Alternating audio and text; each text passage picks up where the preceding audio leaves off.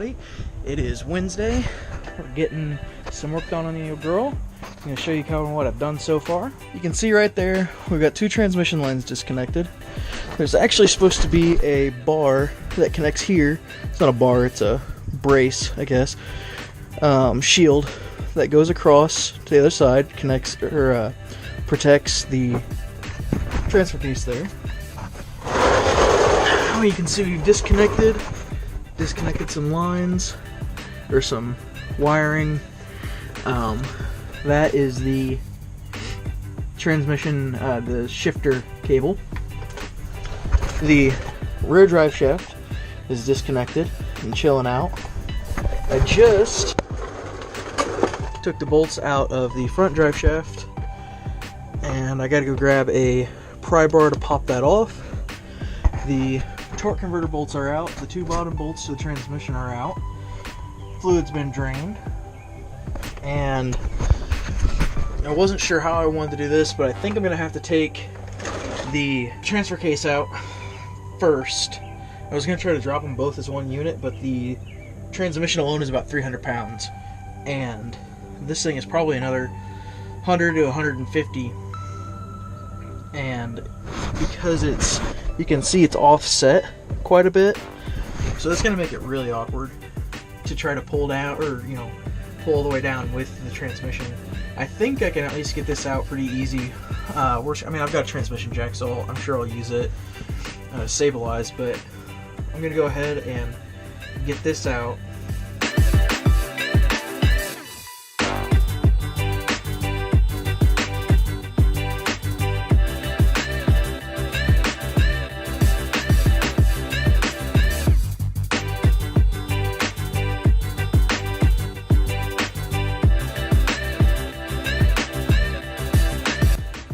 Comes out now. How much do you think this transfer case weighs? My guess is 100 to 150. Okay. Okay. Last bolt is out. Here comes the fun part.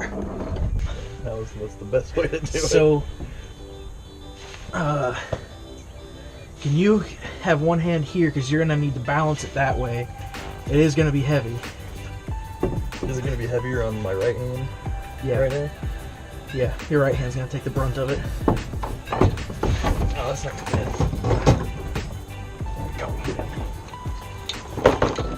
Okay.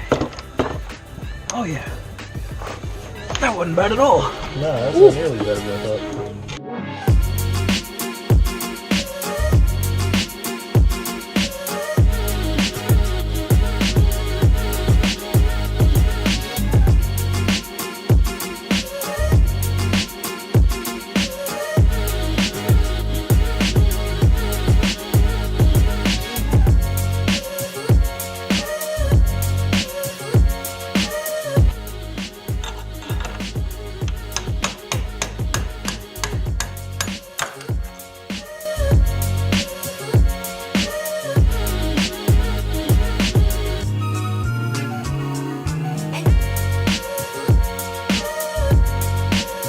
There it is. In all its 300-pound glory. Is it a crack? No. It's just shavings of some sort. Man, this thing is gunky. So that's it. Jack's spewing nonsense, so that'll be here hopefully in a little bit. Load that sucker up. It has been all of 30 seconds. And you have tools up. And guess who decided to show up? We're ready. We're ready to load it up. Yeah. Really? Crap.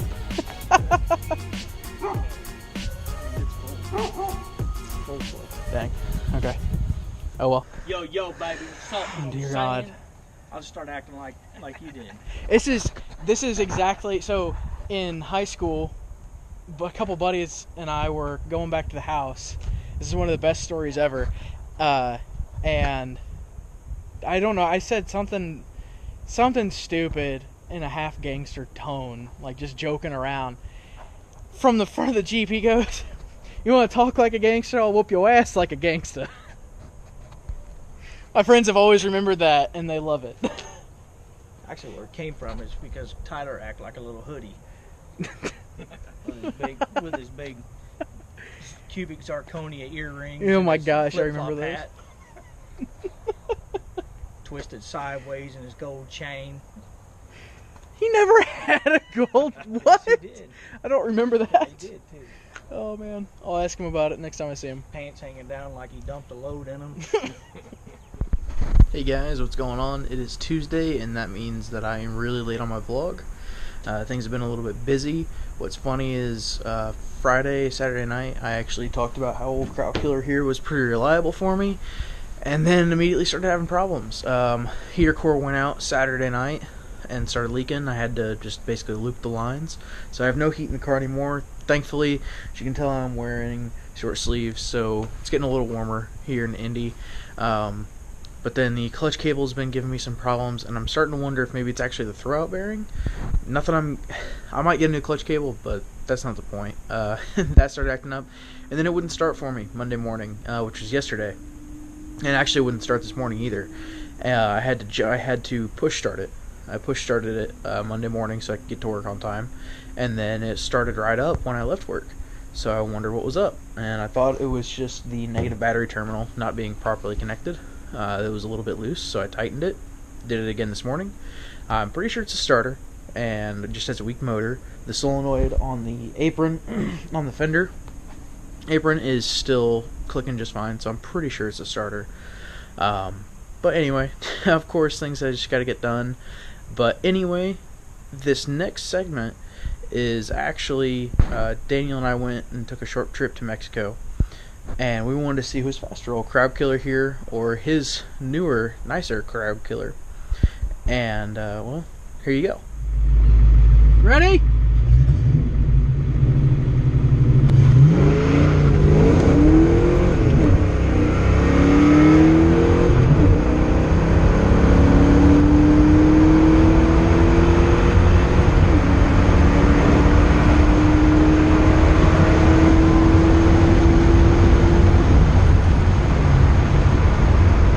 So now we know 2013 Mustang still whips up on an old V8, which is really unfortunate, especially considering his is just a V6, but 300 horsepower, they aren't a slouch. So I have a new intake sitting in the garage from a GT40 Ford Explorer 5.0 that I plan on putting on here once I get Bridget back up and running.